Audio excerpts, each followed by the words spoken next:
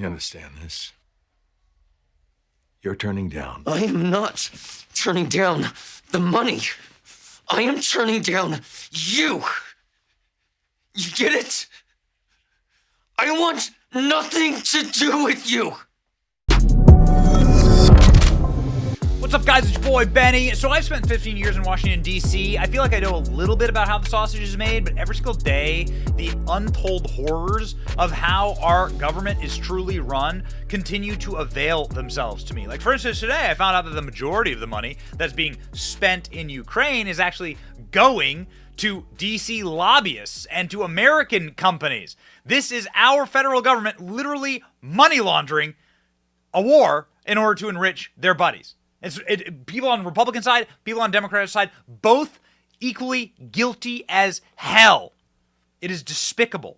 Check this article out. This blew me away. This was an article for a trial that ended up in a conviction of a guy named Zhao Lo, a Chinese man with links to the Communist Party of China, who intended to donate $30 million to Obama's campaign, according to Leonardo DiCaprio. Hollywood actor Leonardo DiCaprio told a Washington jury that Malaysian financier Zhao Lo planned to donate up to $30 million to support President Obama's 2012 re-election campaign, part of an illegal foreign influence operation. DiCaprio shared that the conversation between him and Lo was a casual one during a party, and he brought up that he wanted to donate tens of millions of dollars, $20 or $30 million to the Democratic Party. And DiCaprio said, that's a lot of money. So the Wolf of Wall Street star ended up, his testimony, Leonardo DiCaprio's testimony ended up convicting this guy, and he was caught and found guilty of fraud. Well, it turns out that Sam BankmanFried was also quite interested in attempting to rig who could run for president and how well funded they are. How often does this stuff happen? How little of this stuff do we actually catch? Check this out. Sam Bankman-Fried considered paying Trump $5 billion not to run for president, Michael Lewis tells 60 Minutes. Sam Bankman-Fried, alleged crypto criminal, considered paying former President Donald Trump not to run for president.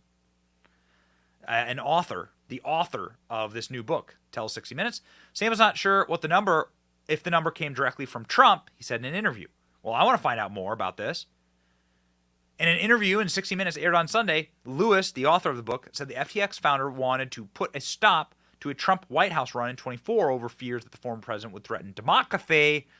Sounds like this guy watches a lot of MSNBC. Lewis traced the rise and fall of the crypto entrepreneur in his latest book, Going Infinite. And he says, Sam's thinking is, we could pay Donald Trump to not run for president. Like, how much would it take? And the answer was floated, a number about $5 billion. Okay, let's go ahead and watch, and then I have some commentary on it. Minnie Madoff's trial starts tomorrow. Remember Minnie? Stole $100 million and bought the midterms for the Democrats. Minnie was so cavalier, he thought, why just rig the midterms when you can rig the general? Yeah.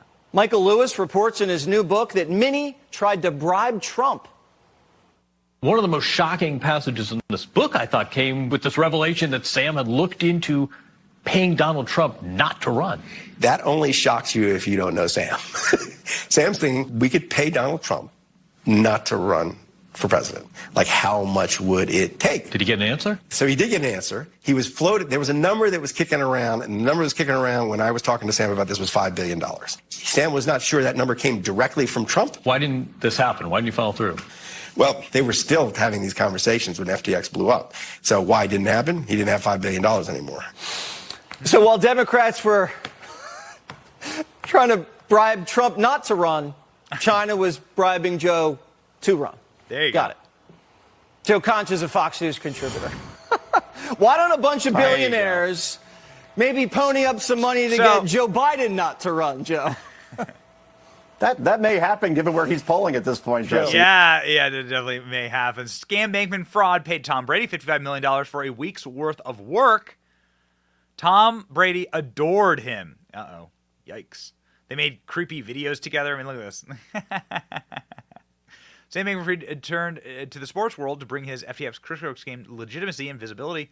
Author Michael Lewis says he saw internal documents that showed tens of millions of dollars paid to Brady and Steph Curry and a Super Bowl ad featuring Larry David. Oh my goodness. Look at that, Tom Brady with the old flamethrower there in an FTX ad. Yikes. So, did this number come from Trump? Well, we're not sure. We know this for a fact. No refunds for Sam Bankman-Fried. Scam Bankman-Fried paid an enormous amount of money to Democrats for the midterm elections. The only reason that Democrats even had a chance of maintaining any power in Washington, D.C. is because of this chart right here. Sam Bankman-Fried's trial is today. It is actually starting today. The unusual Wales accounts broke down the politicians that he donated to. Here's the list again. The little red bars are Republicans. You will see here that 99 cents out of every dollar went to Democrats, starting with the Biden Victory Fund and the Democrat Senate Committee. And the Democrats ended up holding the Senate by 1 vote. Wow. Isn't that interesting how that all works? Isn't that fascinating? And the only Republicans he actually did vote, he did like send money to was Susan Collins, who's like a swing vote, and Lisa Murkowski, who's like a swing vote. Like, they're not actually conservative. So don't let these teeny little red bars fool you. This guy didn't give jack to Republicans. He was making a hedge. And here is his hedge. This is Maxine Waters, head of the Financial Services Committee, giving him a kiss. She's kissing Scam Bankman-Fried as he leaves the building. We cannot play this video enough. So getting a kiss from the person who is supposed to be investigating you. So did Sam Bankman-Fried like actually want to bribe Trump? Did this number actually come from Trump? We don't know. We're not sure. Like, reps for Trump couldn't immediately be reached for comment. And where'd the number come from? Well, we don't exactly know. We do know this, that Donald Trump's net worth is listed over $2.5 billion. Donald Trump said that he's worth $10 billion. But who knows? There's a trial going on in New York. Say, oh, you're worth this. Oh, you're not worth that. It's real estate, man. It's fungible. It totally depends on who's buying. But, man, we are, I guess this level of fraudulence actually does happen. It happened with the Obama administration. This guy's going to jail. And leftists actually tried to pay Donald Trump not to run. That's how pathetic they are, and that's how deeply broken our system is.